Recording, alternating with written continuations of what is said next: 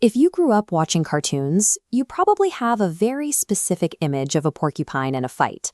They puff up, take aim, and fire volleys of needle-sharp quills through the air to pin their attacker to a tree. But porcupines do not, and mechanically cannot, shoot their quills. They have no physiological mechanism to launch a single spine over any distance. Their entire defense system is built on proximity. For the quills to work, the attacker must close the gap and physically strike the porcupine's body. This physical collision triggers a mechanical response. Once a quill makes contact, its microscopic structure begins to interact with the attacker's tissue in a way that is difficult to reverse. To understand the porcupine's effectiveness, we have to look past the myth of the animal archer and examine the engineering of a self-driving biological trap.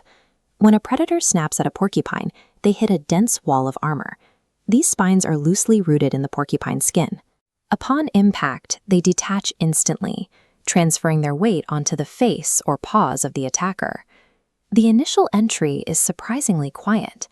In the first fraction of a second, the quill slides into the attacker's flesh with very little resistance, often occurring without immediate pain. This effortless penetration is possible because the very tip of the quill is honed to an aggressive microscopic point. Look at this comparison. On the left is a standard hypodermic needle used in hospitals. On the right is a porcupine quill. The quill is drastically sharper and reaches a much more refined point.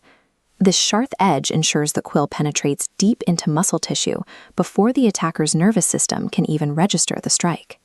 Looking past the point, the surface of the shaft reveals why the quill is so difficult to extract.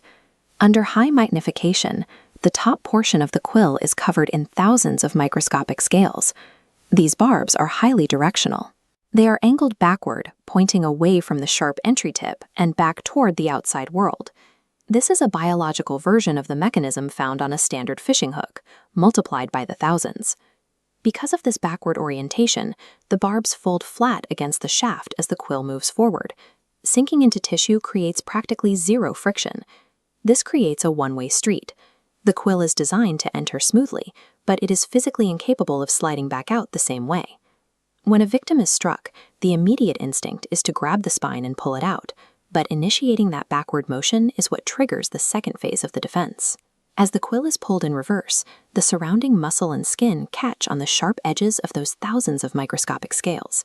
This friction causes the barbs to flare outward. They expand inside the wound, catching onto the tissue like thousands of tiny anchors. The harder the victim pulls, the wider these barbs open. This mechanically locks the quill in place, resisting any attempt at removal.